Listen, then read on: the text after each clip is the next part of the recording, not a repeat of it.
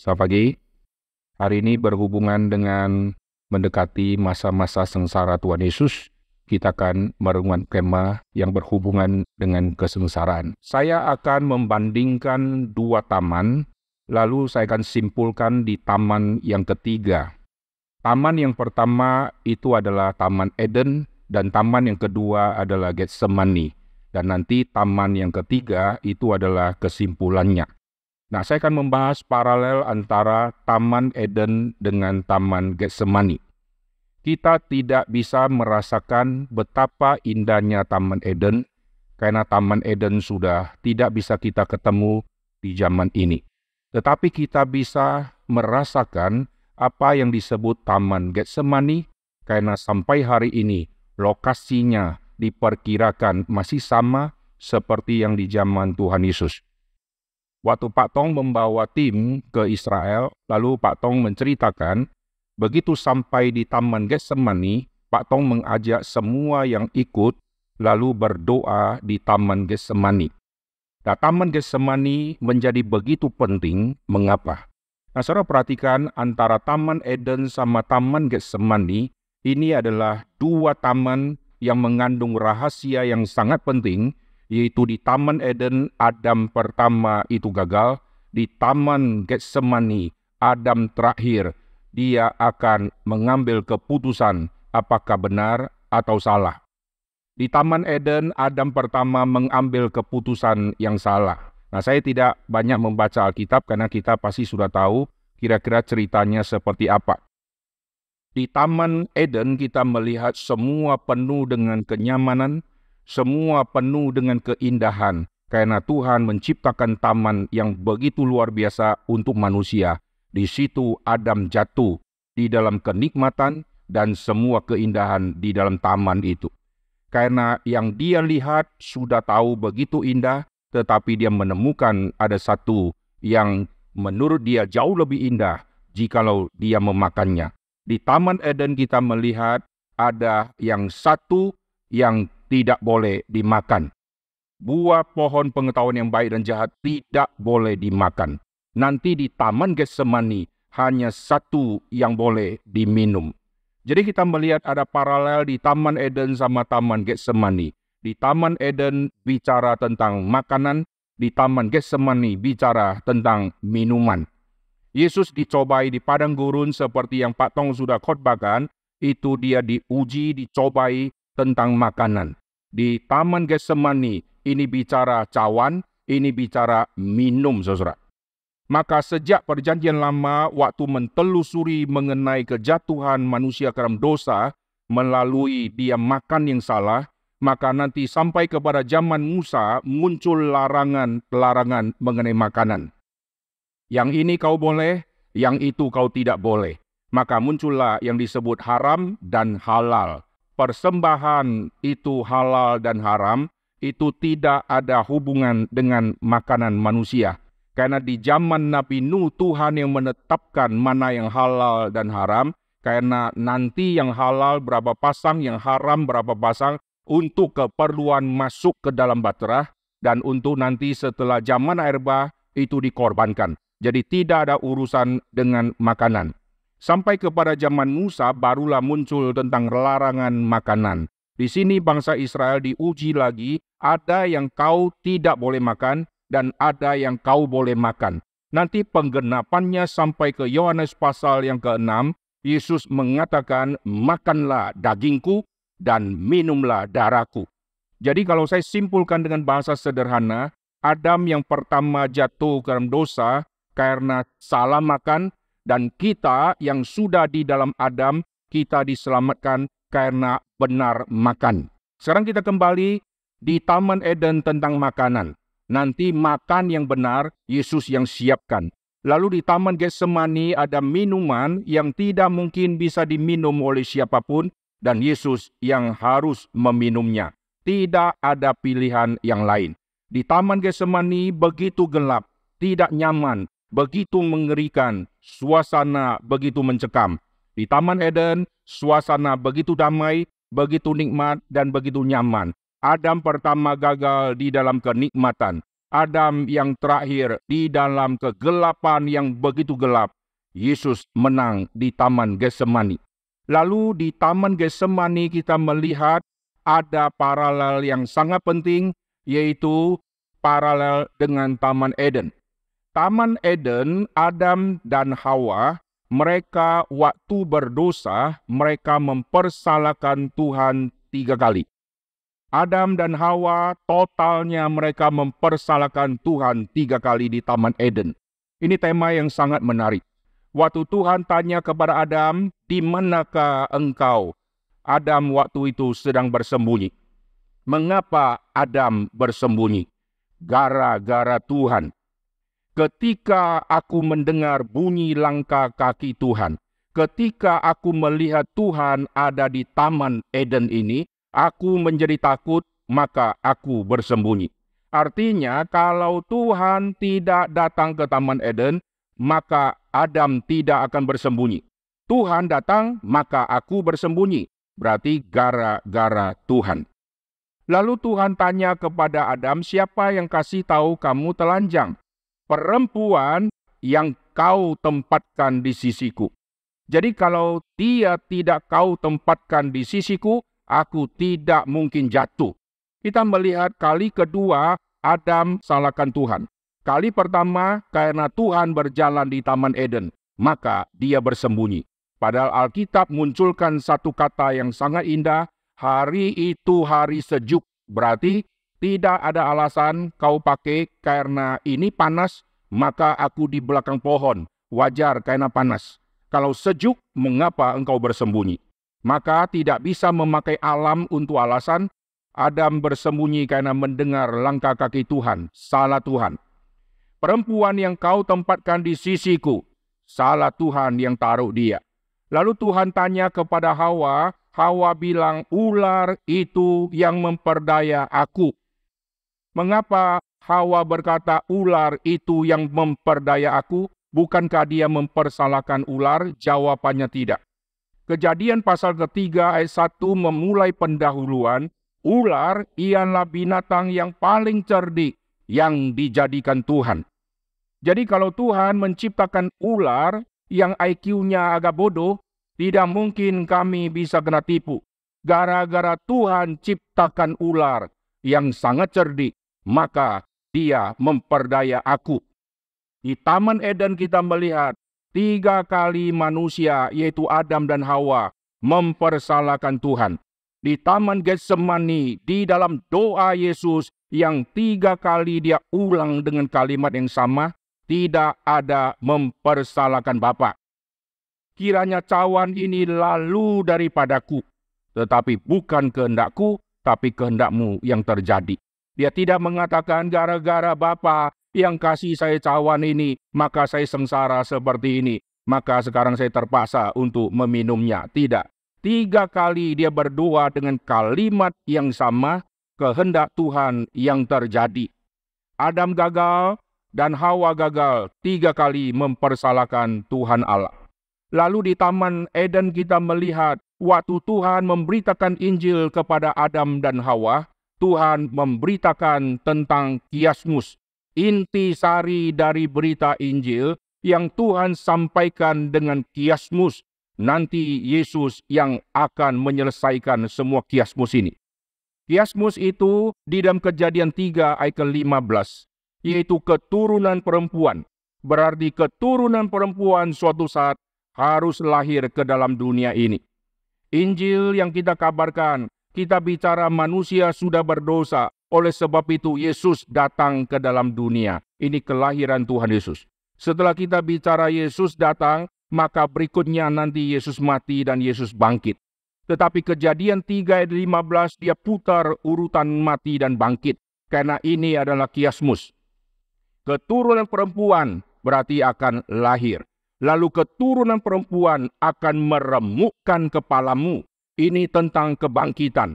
Oleh sebab itu Paulus menulis tema tentang kebangkitan. Saat tema kebangkitan keluarlah kalimat, "Hai maut, di manakah sengatmu? Karena kepala ular telah diremukkan di dalam kemenangan bangkit dari kematian." Kiasmus kita melihat Kejadian 3:15.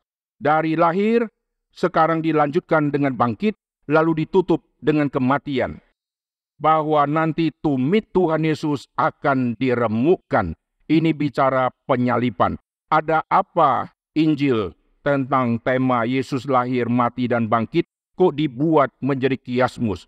Nah, Paulus sangat mengerti tema ini. Kiasmus ini bicara puncaknya adalah kebangkitan.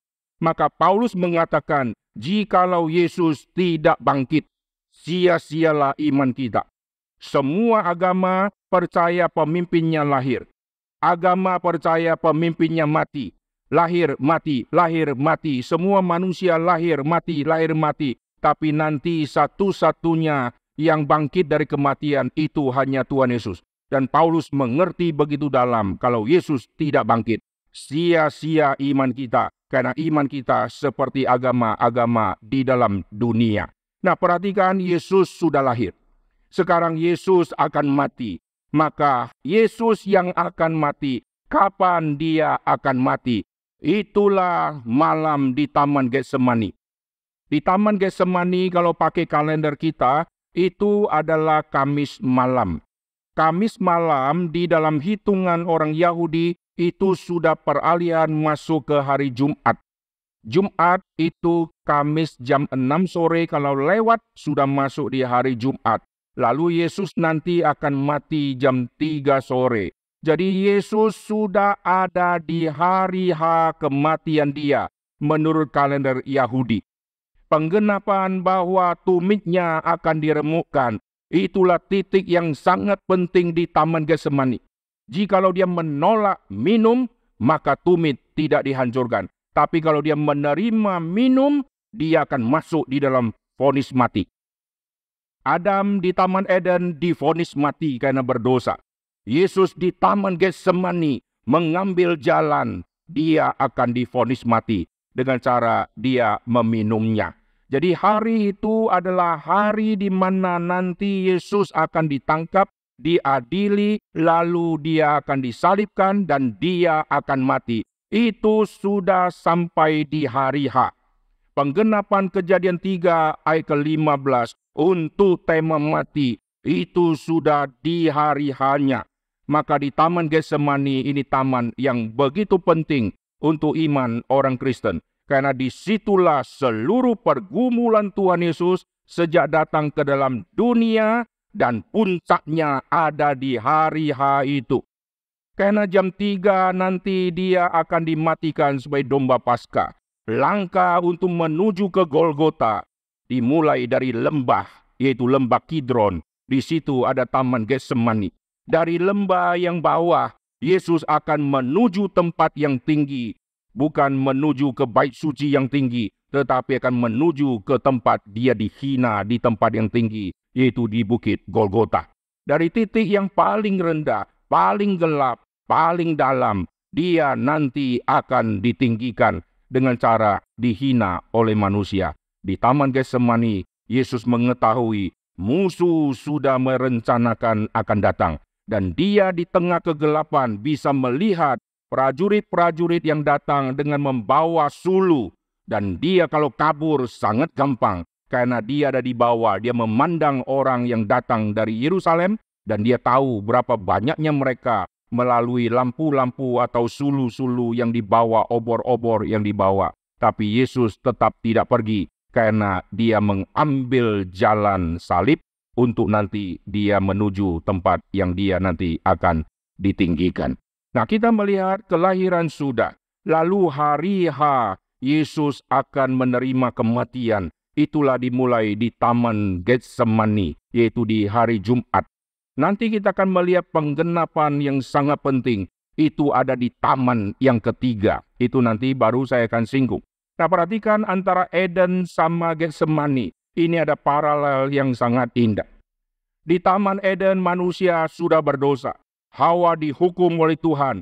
Dengan kau melahirkan anak, kau akan kubuat dengan begitu banyak kesakitan. Dengan banyak kesakitan engkau akan melahirkan anak. Jadi Hawa itu akan mengalami banyak kesakitan. Yesaya pasal 53 mengatakan, Yesus sudah biasa menderita kesakitan.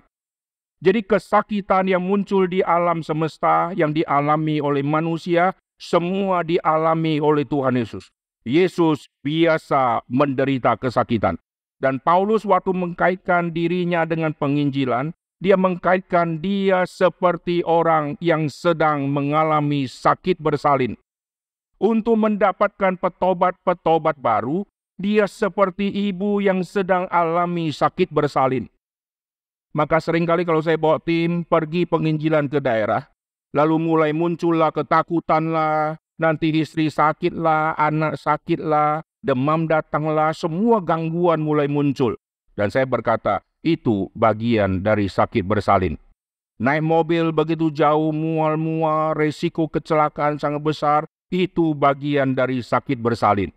Nanti hari H setelah melayani, anak-anak yang dilayani bertobat, maka hilanglah semua sakit. Ini penggenapan dari kalimat Tuhan Yesus. Pada saat seorang ibu mau melahirkan, dia seperti sedang berduka cita.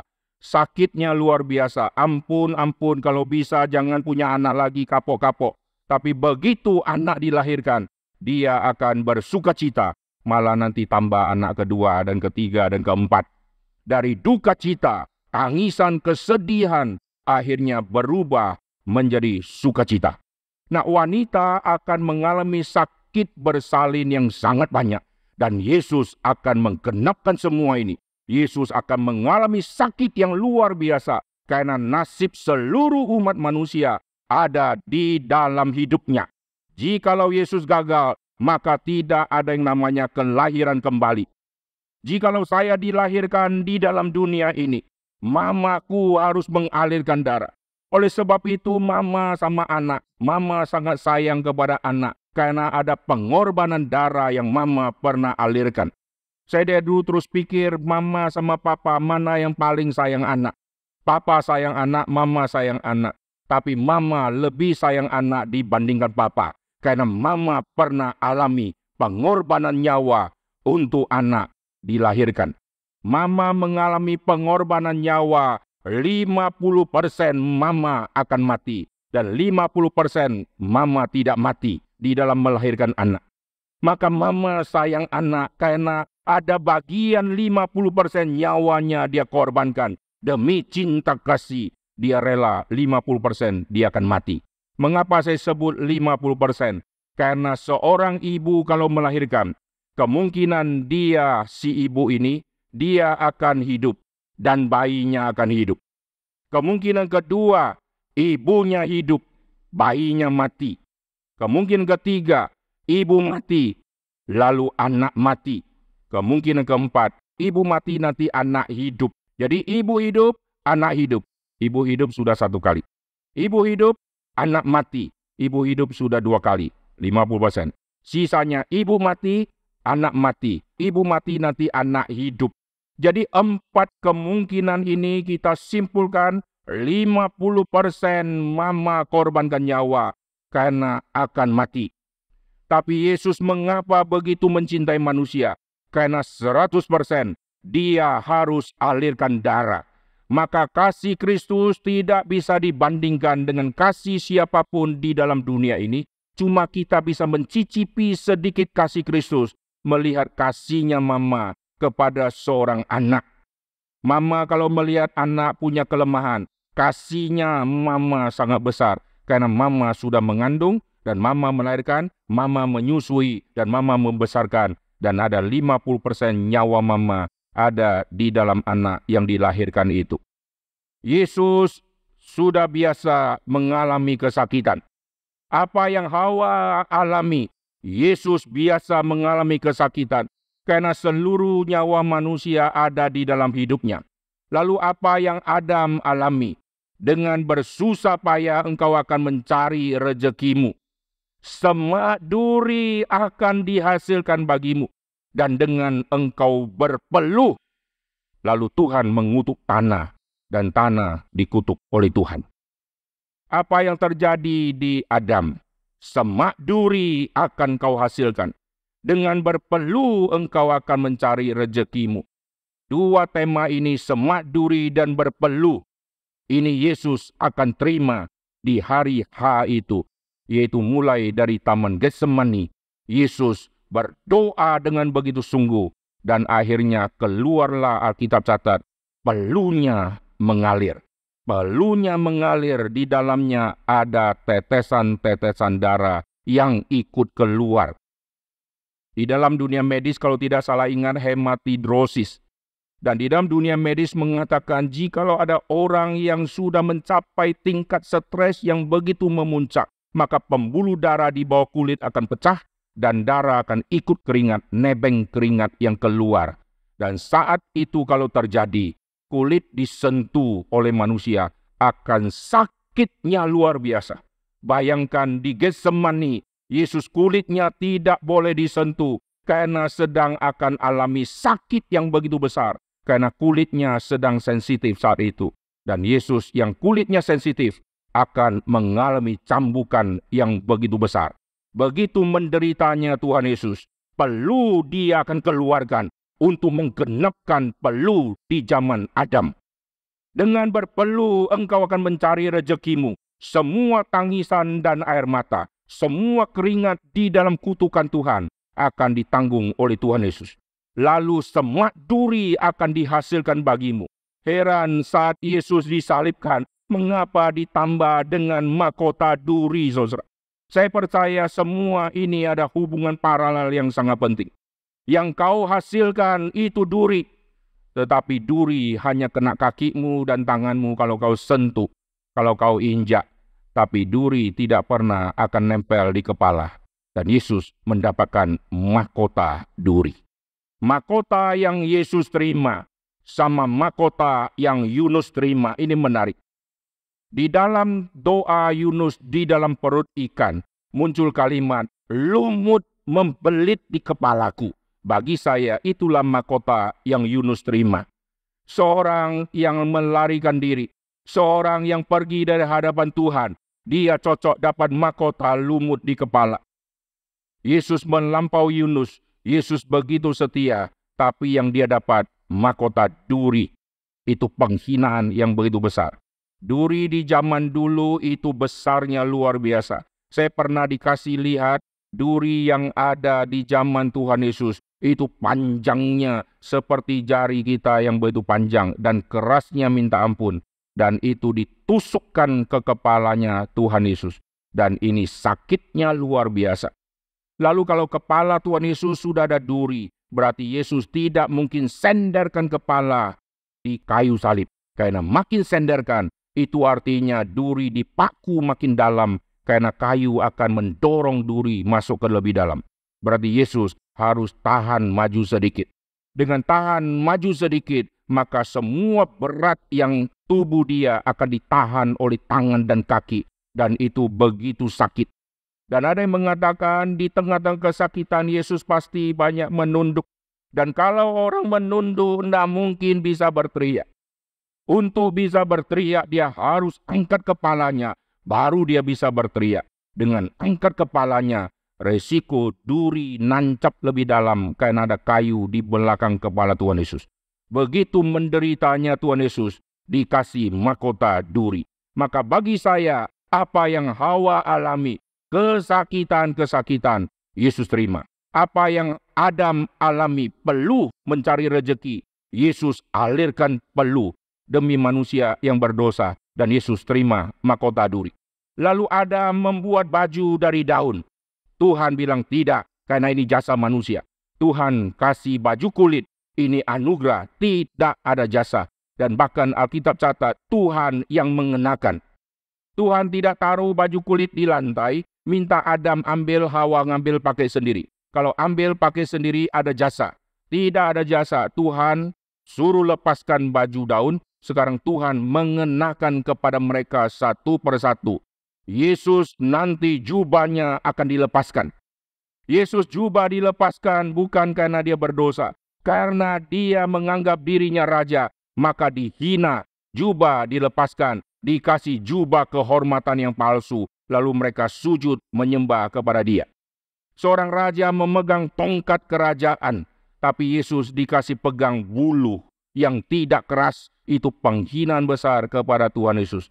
Lalu Yesus diludahi, Yesus ditonjok, lalu Yesus yang sudah ditonjok ditanya, ayo siapa yang tonjok engkau? Yesus yang sudah diludahi, Yesus tidak cuci mukanya karena begitu bau liurnya manusia di wajah. Dan semua Yesus bawa ke atas kayu salib. Duri yang nancap dia bawa ke atas kayu salib. Tonjokan, memar-memar, nyut-nyut dia bawa ke atas kayu salib. Semua paku yang dipaku ke tubuh dia bawa ke salib. Cambukan semua dia bawa ke salib. Dan darahnya menetes terus menerus. Sejak dari Getsemani berdoa peluhnya sudah keluar darah. Nanti darah akan keluar lebih banyak lagi karena mengalami cambukan. Dan setiap langkah kaki Tuhan setelah dicambuk, tetesan-tetesan darah terus menetes ke tanah. Tanah yang sudah dikutuk, hak apa? Menerima percikan darah Tuhan Yesus.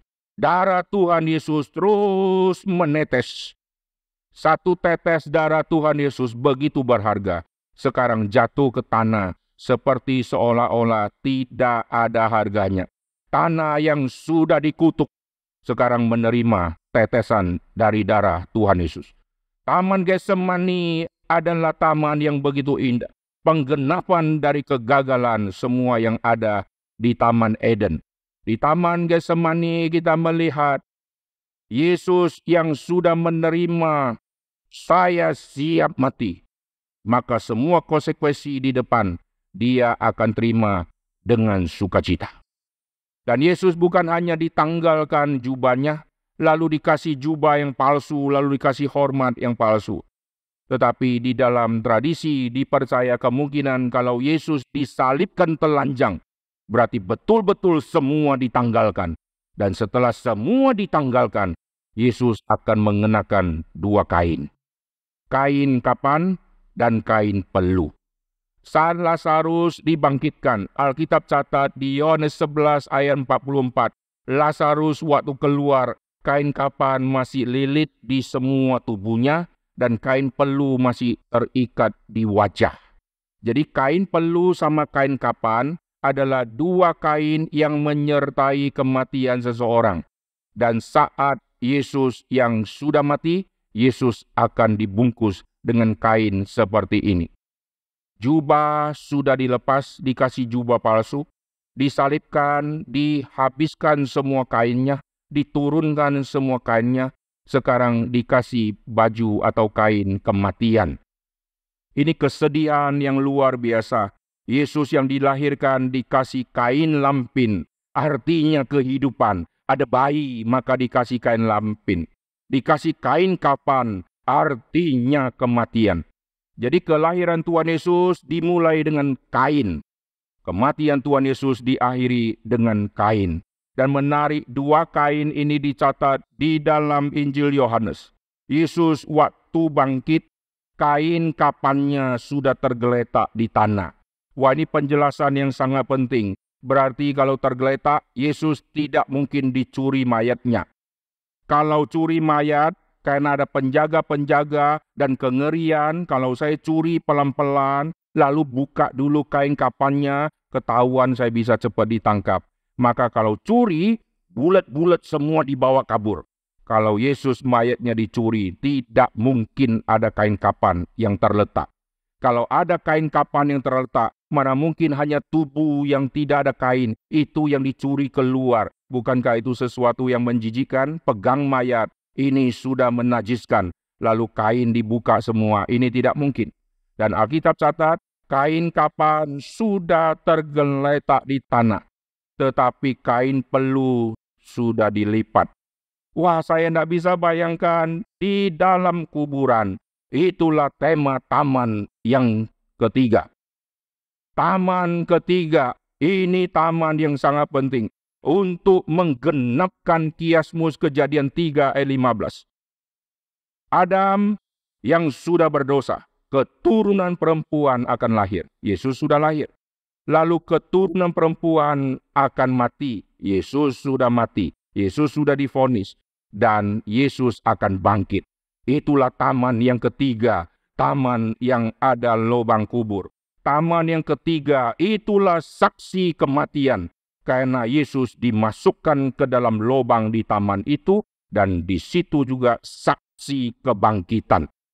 Jadi taman yang ketiga, taman yang sangat penting. Di taman yang ketiga ada kuburan, ada lubang yang masih baru, yang belum pernah dipakai. Di dalam penemuan arkeologi mereka menemukan taman-taman yang ada lubang itu biasanya dimiliki oleh orang kaya. Karena tidak mungkin taman orang lain saya lubangi, lalu saya kuburkan mayat saya, kecuali saya pemilik taman itu. Ini milik dari orang kaya. Dan taman ini kenapa disebut masih baru? Waktu diselidiki dilihat ada bagian tertentu yang belum selesai. Kalau semua sudah selesai, ini biasanya sudah dipakai untuk penguburan. Nanti setelah 1 tahun, tulang-tulang dipindahkan di kota Oswari. Lalu lubang itu dipakai untuk mayat berikutnya. Dipakai lagi untuk mayat berikutnya. Demikian seterusnya. Setelah jadi tulang-tulang dipindahkan. Dan yang Yesus masih baru. Karena masih ada coakan tertentu di dalam kubur yang belum selesai. Berarti belum pernah dipakai. Dan Yesus pakai di situ. Nah, Yesus punya kain kapan sudah tergeletak. Dan kain pelu sudah dilipat. Di dalam tradisi Yahudi, jikalau seorang hamba melayani seorang tuan di meja makan, maka hamba itu akan mempersiapkan semua, dan hamba itu akan menunggu apa kode dari si tuan yang sedang makan itu. Kapan si hamba akan membereskan si meja, maka si tuan akan memakai kode. Jikalau si tuan sudah selesai makan, lalu kain yang dia pakai untuk lap-lap itu, lalu dia sudah lap, dia main taruh di meja. Nanti hamba melihat, dia tahu, tuanku sudah selesai makan, saya harus bereskan meja ini. Tetapi kalau si tuan sedang makan, tiba-tiba sakit perut misalnya, lalu pergi ke toilet, lalu pulang balik, meja sudah bersih. Wah, cilaka. Itu si pembantu bisa dimarahin. Kenapa dimarahin? Karena si tuan sebelum pergi, kain yang dia pakai, dia lipat baik-baik, dia taruh di meja. Itu kode untuk si hamba. Jangan kau bereskan meja ini, karena aku sebentar lagi akan kembali. Jadi kain pelu Tuhan Yesus sudah dilipat. Yesus memberikan semacam kode kepada nanti murid yang akan masuk dan melihat bahwa aku sudah bangkit. Aku akan pergi dan perginya sebentar. Aku akan kembali. Itu semua ada di taman yang ketiga. Maka taman ketiga begitu penting. Taman Getsemani begitu penting. Tapi seringkali orang melupakan taman yang ketiga. Di taman yang ketiga inilah kita dengar proklamasi dari malaikat. Mengapa kamu mencari yang hidup di tengah-tengah orang mati? Getsemani sudah lewat. Kuburan sudah lewat. Kau tidak usah cari yang mati di sini. Karena Yesus sudah bangkit. Di taman yang ketiga itulah Yesus juga bicara kepada Maria Magdalena secara pribadi. Ibu, mengapa engkau menangis? Tidak ada guna lagi kesedihanmu, karena semua sudah dimenangkan oleh Tuhan Yesus. Tangisan dan air mata sudah tidak ada, maut sudah tidak ada. Kau cari yang hidup di tengah-tengah orang mati, dia sudah bangkit. Semua kegagalan Adam pertama sekarang dibereskan di taman yang ketiga. Taman ketiga, saksi kematian. Yesus mayatnya dimasukkan ke dalam lubang dan ditutup. Taman ketiga, saksi kebangkitan, makamnya terbuka dan Yesus tidak ada di dalam. Dan di Taman Eden karena manusia berdosa diusir, lalu Tuhan taruh kerub. Oleh sebab itu, setelah manusia berdosa yang diusir ke arah timur, nanti di zamannya Musa, pendirian kemah suci, Tuhan memakai semua simbol-simbol yang sangat penting. Perginya manusia berdosa dari Taman Eden menuju ke timur dan makin timur. Dengan adanya kemah suci, kembalinya manusia berdosa dan pintu kemah suci dibuat di daerah timur. Dan daerah Maha Kudus itulah di daerah yang paling barat. Pintu cuma satu dari timur. Jadi kembali menghadap Tuhan ke bait suci atau ke kemah suci, itu pintu dari timur. Kembalinya Adam dan orang berdosa kepada Tuhan masuk melalui jalur timur, lalu akan menuju ke barat tempat kehadiran Tuhan di dalam tabut, dan sebelum ketemu Tuhan akan ketemu kerub di dalam yang diukir di tirai yang memisahkan tempat suci dan maha suci. Maka setiap kali orang-orang beribadah kepada Tuhan, mereka tahu kami keturunan Adam yang sudah berdosa. Sekarang kami mau datang menghampiri Tuhan, tapi tidak bisa masuk karena ada kerub. Maka imam besar yang bisa masuk 1 tahun 1 kali di hari pendamaian. Nanti di hari pendamaian yang sejati, Yesus yang mengkorbankan nyawa, lalu tabir terbelah 2. Tidak ada lagi pemisah, tidak ada lagi pintu timur. Karena semua yang menyembah kepada Tuhan bukan lagi di gunung ini, di gunung sana, tapi di dalam roh dan kebenaran. Tidak ada lagi melalui simbol pintu timur, pintu yang lain-lain, dan seterusnya. Nah, sekarang kita kembali di dalam Taman Eden, semua kegagalan. Di dalam kenikmatan yang luar biasa, semua gagal. Di Taman Getsemani, di tengah-tengah kegelapan yang luar biasa, di situ ada kemenangan. Taman Getsemani dicatat malam. Taman yang ketiga dicatat pagi-pagi. Pagi-pagi waktu mereka pergi ke kubur, itu taman. Jadi taman yang ketiga adalah peralihan dari Taman Getsemani yang gelap, Yesus yang nanti akan mati di jam 3. Lalu Yesus dikuburkan, itu menuju kepada malam karena mau hari Sabat. Dan masuk ke dalam kuburan, itu di dalam kegelapan karena masuk pergantian hari di hari Sabat. Lalu taman yang ketiga dari gelap sekarang menjadi pagi, menjadi terang. Dari petang menjadi pagi, disitulah ada pengharapan. Maka akhirnya orang-orang Kristen di dalam zaman Perjanjian Baru, mereka yang adalah orang Yahudi, mereka beribadah di hari ke-7, mereka tambah 1 hari, yaitu hari yang pertama. Mereka berkumpul, berbeda dengan berkumpul di hari Sabat. Di hari Sabat mereka merenungkan Taurat Musa. Mereka merenungkan pembebasan Tuhan kepada bangsa Israel waktu diperbudak di tanah Mesir. Sekarang di hari pertama, mereka merenungkan kematian Tuhan Yesus dengan cara mereka senantiasa berkumpul, mereka memecahkan roti, mengingat pengorbanan Tuhan Yesus yang melepaskan orang-orang berdosa dari perbudakan dosa. Maka kalau saya Yahudi, saya masih jalankan hari Sabat. Saya Yahudi Kristen, saya sudah tambah 1 hari, yaitu hari kemenangan Tuhan Yesus yang tidak dirayakan oleh orang Yahudi yang asli, tetapi Yahudi Kristen itulah yang rayakan. Puji Tuhan, kemenangan Tuhan Yesus dan apa yang dicatat di Taman Getsemani dan taman yang ketiga. Biar ini menjadi kekuatan bagi kita, kemenangan sudah Yesus raih. Dan tugas kita adalah saksi kebangkitan. Saksi kematian dan saksi kebangkitan. Itulah tugas kita yang kita beritakan. Karena semua pendiri agama lahir lalu mati. Kita melihat Yesus mati. Kita saksi kematian melalui kitab suci. Dan kita saksi kebangkitan melalui kitab suci. Mari kita berdoa.